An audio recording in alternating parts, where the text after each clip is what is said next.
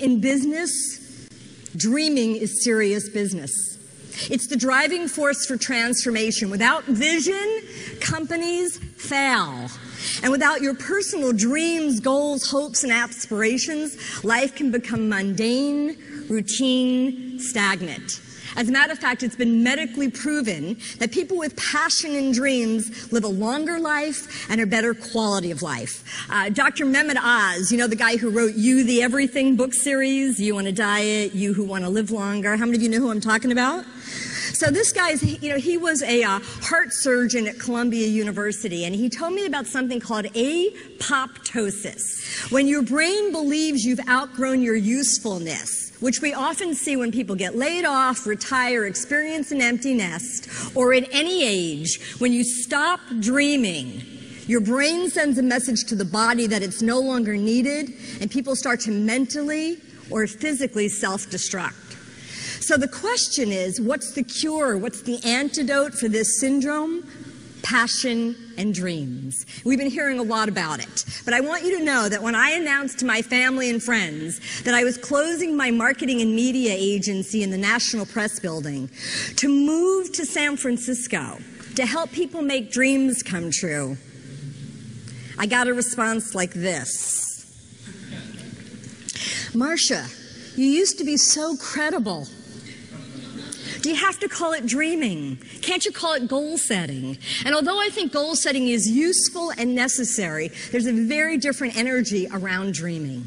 Dream University, my company, is really designed to help you get in touch with your purpose, your passion, your mission, your calling, and then support you in saying no more to what's no longer true for you. No thank you to the stuff that is out of integrity with your heart and soul. Because as you say no more to what's no longer true, you can say now what to what really matters to you. We're blessed that we live in a country and at a time where dreaming is encouraged, and here it's celebrated. You know, listening to the speakers so far today, I actually had to stop and take a moment and appreciate myself for being an entrepreneur. How many of you have been entrepreneurs your whole life? I mean, a couple people got up here and they could actually count how many times they were entrepreneurs.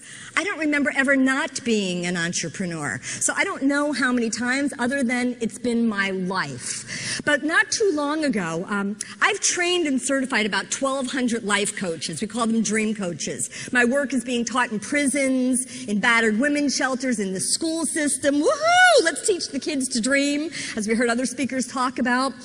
And a while ago, about 2 years ago, Nine West Shoes sent their HR director to San Francisco to become a certified dream coach. And she was a very cool woman. And after, at the end of the week, she flew back. About a month later, I flew over to China, and I talked in a room about this size. There were 200 people that spoke Portuguese. They were the people that focused on the skins and the hides and the leather of making the shoes. 200 people who spoke Mandarin. They focused on the dyes and the coloring and the assembling of the shoes. And here I was in my best English, delivering this talk about dreaming big and going for what matters to you. So I finally asked, I said, are there any questions? This young girl raised her hand. She's kind of jumping out of her seat. I called her to the front of the room. I gave her a microphone, and her hand was just trembling like a tree. I don't think she'd ever held a microphone. She said to me, and to the room full of people, no one ever told me I could dream.